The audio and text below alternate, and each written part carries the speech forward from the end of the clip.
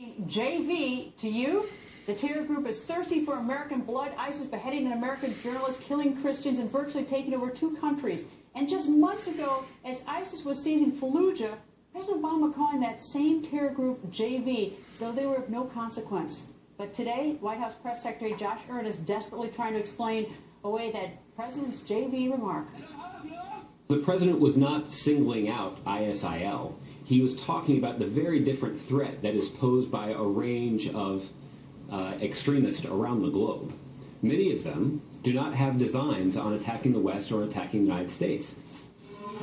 And former Congressman Alan West joins us. Good evening, sir. Good evening, Greta. How are you?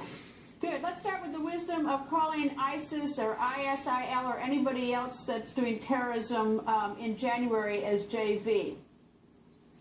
Well, when I listened to those comments made by Josh Earnest, those were inane, incoherent, incompetent, and absolutely idiotic. Can you imagine if we had sat back in England and they said, look, let's allow Adolf Hitler to take everything else that he wants. He's not really serious, and we'll just wait until he drops bombs on us. And that was the exact same thing that Chamberlain did with Adolf Hitler. When he took the Rhineland without a shot, he took the Sudetenland, and they gave him over to Czechoslovakia. So what Josh Earnest is doing and the Obama administration is doing is trying to relegate and define ISIS in a term or an ideology that fits into their own national security strategy so they don't have to take an action.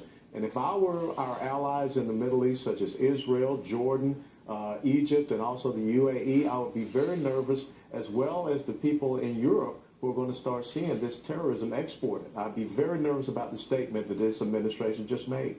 Well, I think if the president were here, what he'd say in the New Yorker is that he was trying to make a distinction between sort of a real localized fight and one against the United States, but that neglects to take into consideration that ISIS was gearing up, that they were getting ready to take over the bank in Iraq so they get $1 billion or $500 million, that they were gearing up to get 7 oil fields and 2 refineries so they can sell about $2 million a day for oil. I mean, it's like it showed such a lack of understanding of what was going on. And they had just taken Fallujah.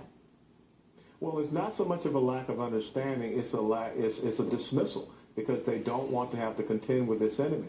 And understand that any time you're going to deal with an enemy or threat, you want to do it in its infantile stages. But we already have reports that Abu Sayyaf out of the Philippines, Jamaat al-Islamiyah out of Indonesia, and also Al-Qaeda in the Arabian Peninsula are aligning itself with ISIS, and they're going to make this into truly a global threat. And we know the type of bankroll that they have. They're pulling in recruits from Europe, from the United States of America.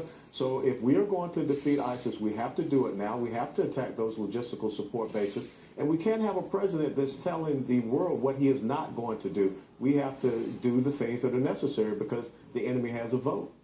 What do you make of the president's going to be speaking at the American Legion National Convention tomorrow in North Carolina? What kind of reception will he get?